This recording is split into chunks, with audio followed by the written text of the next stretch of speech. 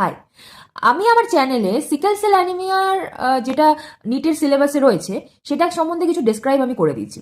তো আজকে আমি এখানে এই ভিডিওটা করার একমাত্র কারণ, আমি বলেছিলাম যে ভিডিওটা করার সময়, যেটাই আমি আপলোড করেছি সেটা করার সময় আমি বলেছিলাম যে সিকেল সেল অ্যানিমিয়ার যারা ক্যারিয়ার হয় তারা কিন্তু ম্যালেরিয়ার হাত থেকে বাঁচতে পারে, এবং কেন সেটা পারে আমি সেটা নিয়ে আজকে আলোচনা করবো। দেখো, ম্যালেরিয়া জন্য যেই জীবাণুটার যেই এনভায়রনমেন্টটা দরকার, প্লাজমোডিয়ামের যে এনভায়রনমেন্টটা দরকার, সেটা হচ্ছে কি, সেটা হচ্ছে ঠিকঠাক শেপের আরবিসি, স্টেবল হিমোগ্লোবিন আর ঠিকঠাক অক্সিজেন সাপ্লাই।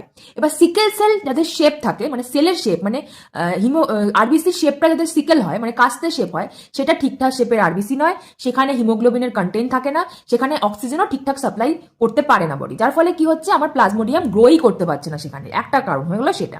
দ্বিতীয় কারণ কি? দ্বিতীয় কারণ হচ্ছে স্প্লিন আমাদের বডিতে যে কাজটা করে সেটা হচ্ছে চেক পয়েন্টের কাজ করে।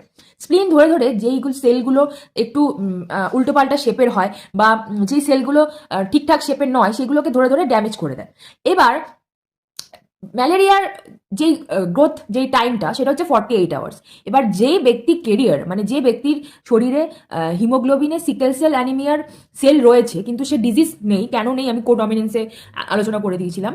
এবার কিন্তু তার শরীরে হিমোগ্লোবিনে সিকেল সেল শেপ রয়েছে। এবার ম্যালেরিয়া সেক্ষেত্রে আক্রমণ করলো সেলটাকে আক্রমণ করলো, কিন্তু স্প্লিন কি করলো, 48 আওয়ার্স হওয়ার আগেই সিকেল সেল শেপটাকে ড্যামেজ করে দিল। যার ফলে কি হচ্ছে, আরবিসির মধ্যে প্লাজমোডিয়াম সময়ই পেল না রিপ্রোডিউস করার, যার ফলে ম্যালেরিয়া সিভিয়ার রূপ ধারণ করতে পারে না। এটা হচ্ছে আমার সেকেন্ড একটা পয়েন্ট।